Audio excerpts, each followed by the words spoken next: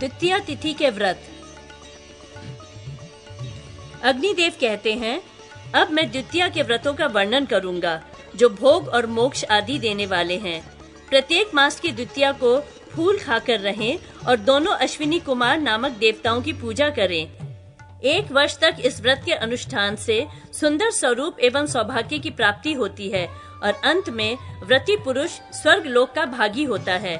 कार्तिक में शुक्ल पक्ष की द्वितीया को यम की पूजा करें। फिर 1 वर्ष तक प्रत्येक शुक्ल द्वितीया को उपवास पूर्वक व्रत रखें। ऐसा करने वाला पुरुष स्वर्ग में जाता है, नरक में नहीं पड़ता। अब अशून्य शयन नामक व्रत बतलाता हूँ, जो स्त्रियों को अवैधव्य, सदा सुहाग और पुरुषों को पत्नी सुख आदि देने वाला है। श्रावण मास के कृष्ण पक्ष की द्वितीया को इस व्रत का अनुष्ठान करना चाहिए। इस व्रत में भगवान से इस प्रकार प्रार्थना की जाती है।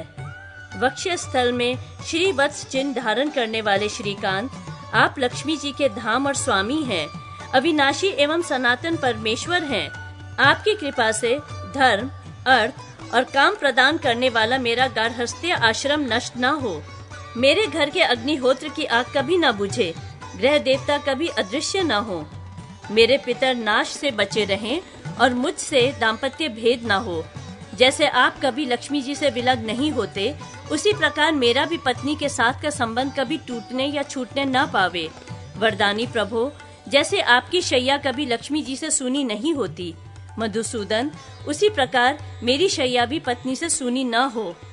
इस प्रकार व्रत आरंभ करके 1 वर्ष तक प्रतिमास की द्वितीया को श्री लक्ष्मी और विष्णु का विधिवत पूजन करें। शैया और फल का दान भी करें। साथ ही प्रत्येक मास में उसी तिथि को चंद्रमा के लिए मंत्रोच्चारण पूर्वक अर्घ्य दें। अर्घ्य का मंत्र: भगवान चंद्रदेव, आप गगन प्रांगण के दीपक हैं। क्षीर सागर के मंथन से आपका आविर्भाव हुआ है। आप अपनी प्रभा से संपूर्ण दिग्मंडल को प्रकाशित करते हैं। भगवती लक्ष्मी के छोटे भाई, आपको नमस्कार है। तत्पश्चात ओम श्रम श्रीधराय नमः इस मंत्र से सोम स्वरूप श्री हरि का पूजन करें। घन टन हन सन श्रीय नमः इस मंत्र से लक्ष्मी जी की तथा 10 रूप महात्मने नमः इस मंत्र से श्री विष्णु की पूजा करें। रात में घी से हवन करके ब्राह्मण को शैया दान करें। उसके साथ दीप, अन्न से भरे हुए पात्र, छाता, जूता, आसन, जल से भरा कलश, श्री हरि की प्रतिमा तथा पात्र भी ब्राह्मण को दे। जो इस प्रकार उक्त व्रत का पालन करता है, वह भोग और मोक्ष का भागी होता है। अब कांति व्रत का वर्णन करता हूँ। इसका प्रारंभ कार्तिक शुक्ला द्वितीया को करना चाहिए। दिन में उपवास और रात में भोजन करें। इसमें बलराम तथा भगवान श्री कृष्ण का पूजन करें। 1 वर्ष तक ऐसा करने से व्रती पुरुष कांति, आयु और आरोग्य आदि प्राप्त करता है। अब मैं विष्णु व्रत का वर्णन करूंगा, जो मनोवांछित फल को देने वाला है। पौष मास के शुक्ल पक्ष की द्वितीया से आरंभ करके लगातार 4 दिनों तक इस व्रत का अनुष्ठान किया जाता है।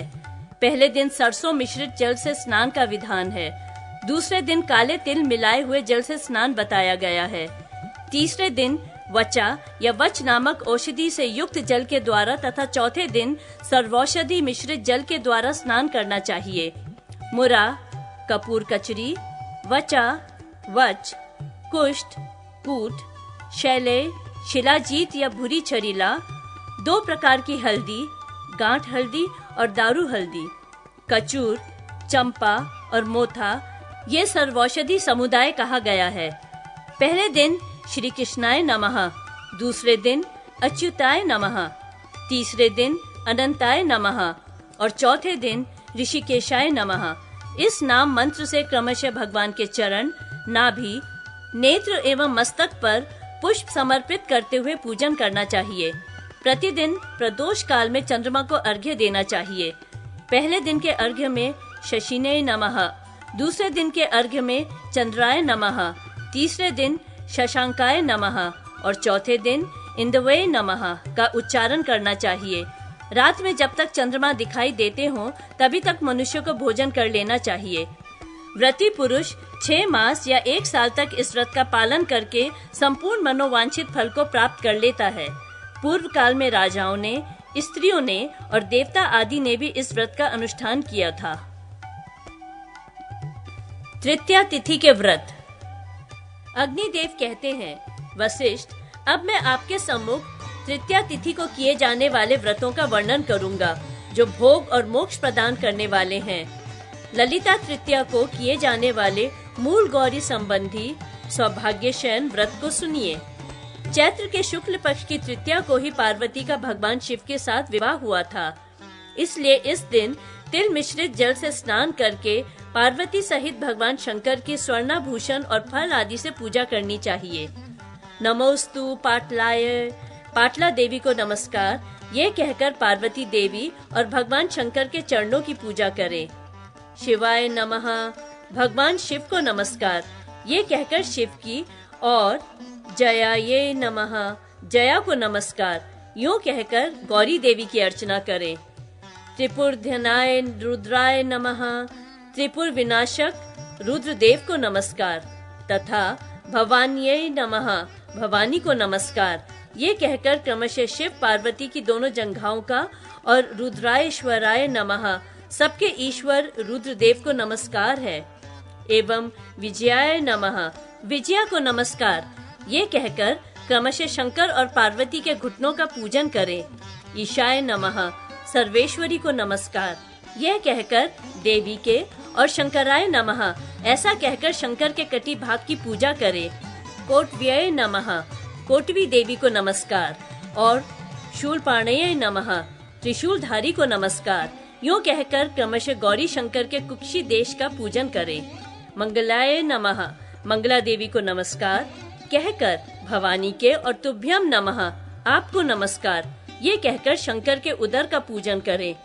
सर्वात्मने नमः, संपूर्ण प्राणियों के आत्मभूत शिव को नमस्कार, यूं कहकर रुद्र के, और ईशान्याय नमः, ईशानी को नमस्कार, कहकर पार्वती के स्तन युगल का पूजन करें।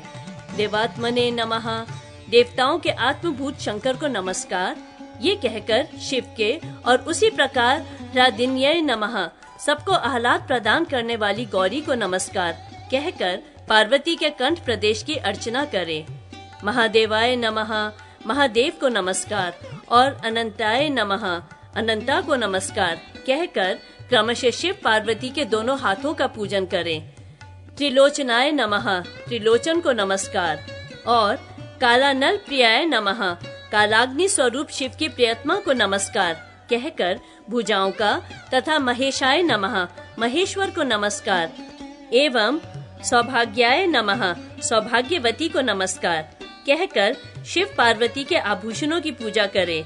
तदंतर अशोक मधु वासिन्ये नमः, अशोक पुष्प के मधु से सुवासित पार्वती को नमस्कार, और ईश्वराय नमः, ईश्वर को नमस्कार, कहकर दोनों के ओष्ठ भाग का, तथा चतुर्मुख प्रियाय नमः, चतुर्मुख ब्रह्मा की प्रिय पुत्र वधु को नमस्कार, और हराय स्थाणवय नमः, पाप हारी स्थाणु स्वरूप शिव को नमस्कार, कहकर क्रमशः गौरी शंकर के मुख का पूजन करें। अर्धनारीशाय नमः, अर्धनारीश्वर को नमस्कार, कहकर शिव की, और अमितांगाय नमः, अपरिमित अंगों वाली देवी को नमस्कार, कहकर पार्वती की नासिका का पूजन करें। उग्राय नमः, उग्र स्वरूप शिव को नमस्कार, कहकर लोकेश्वर शिव का, और ललिताय नमः, ललिता को नमस्कार, कहकर पार्वती की भौहों का पूजन करें।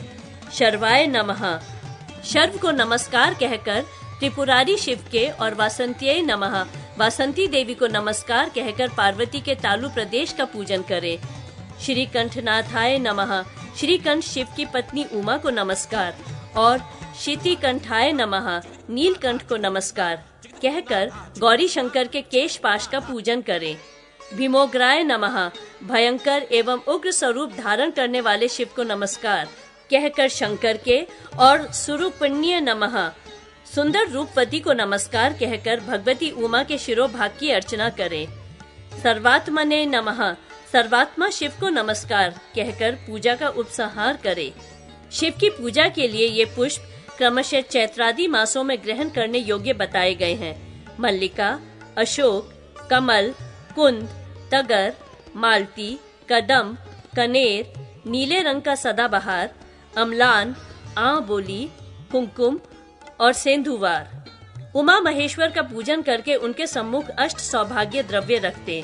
घृत मिश्रित निष्पाव, एक द्विदल, कुसुम्भ, केसर, दुग्ध, जीवक, एक औषधि विशेष, दूर्वा, ईख, नमक और कुस्तुम्बरू, धनिया, ये अष्ट सौभाग्य द्रव्य हैं। चैत्र मास में पहाड़ों के शिखरों का, गंगा आदि का जल पान करके रुद्रदेव और पार्वती देवी के आगे शयन करें। प्रातःकाल स्नान करके गौरी शंकर का पूजन कर ब्राह्मण दंपति की अर्चना करें और वह अष्ट सौभाग्य द्रव्य ललिता प्रियताय मम, ललिता मुझ पर प्रसन्न हो, ऐसा कहकर ब्राह्मण को दे। व्रत करने वाले को चैत्रादि मासों में व्रत के दिन क्रमशः ये आहार करना चाहिए।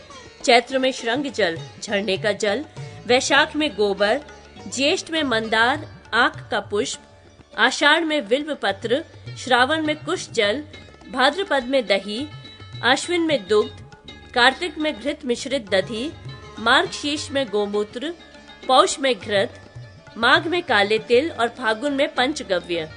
ललिता, विजया, भद्रा, भवानी, कुमुदा, शिवा, वासुदेवी, गौरी, मंगला, कमला और सती चैत्रादि मासों में सौभाग्याष्टक के दान के समय उपयुक्त नामों का प्रियताम मम से संयुक्त करके उच्चारण करें। व्रत के पूर्ण होने पर किसी एक फल का सदा के लिए त्याग कर दें तथा गुरुदेव को तकियों से युक्त शैया, उमा महेश्वर की स्वर्ण निर्मित प्रतिमा एवं गौ सहित वृषभ का दान करें। गुरु और ब्राह्मण दंपति का वस्त्र आदि से सत्कार करके साधक भोग और मोक्ष दोनों को प्राप्त कर लेता है। इस सौभाग्य शयन नामक व्रत के अनुष्ठान से मनुष्य सौभाग्य, आरोग्य, रूप और दीर्घायु प्राप्त करता है। यह व्रत भाद्रपद, वैशाख और माघ शीर्ष के शुक्ल पक्ष की तृतीया को भी किया जा सकता है। इसमें ललिताय नमः, ललिता को नमस्कार, इस प्रकार कहकर पार्वती का पूजन करें। तदंतर व्रत की समाप्ति के समय प्रत्येक पक्ष में ब्राह्मण दंपति की पूजा करनी चाहिए। उनकी 24 वस्त्र आदि से अर्चना करके मनुष्य भोग और मोक्ष दोनों को प्राप्त कर लेता है। सौभाग्य शयन की ये दूसरी विधि बताई गई। अब मैं सौभाग्य व्रत के विषय में कहता हूँ। फागुन आदि मासों में शुक्ल पक्ष की तृतीया को व्रत करने वाला नमक का परित्याग करे। व्रत समाप्त होने पर ब्राह्मण दंपति का पूजन करके भवानी प्रियताम, भवानी प्रसन्न हो, कहकर शैया और संपूर्ण सामग्रियों से युक्त ग्रह का दान करे। यह सौभाग्य तृतीया व्रत कहा गया, जो पार्वती आदि के लोगों को प्रदान करने वाला है। इसी प्रकार माघ, भाद्रपद और वैशाख की तृतीया को व्रत करना चाहिए। चैत्र में दमनक तृतीया का व्रत करके पार्वती की दमनक नामक पुष्पों से पूजन करना चाहिए। मार्ग शीर्ष में आत्म तृतीया का व्रत किया जाता है। इसमें पार्वती का पूजन करके ब्राह्मण को इच्छा अनुसार भोजन करावे। मार्ग शीर्ष की तृतीया से आरंभ करके क्रमशः पौष आदि मासों में उपर्युक्त व्रत का अनुष्ठान करके निम्नलिखित नामों को प्रियताम से संयुक्त करके कहें: गौरी, काली, उमा, भद्रा, दुर्गा, कांति, सरस्वती, वैष्णवी, लक्ष्मी, प्रकृति, शिवा और नारायणी। इस प्रकार व्रत करने वाला सौभाग्य और स्वर्ग को प्राप्त करता है।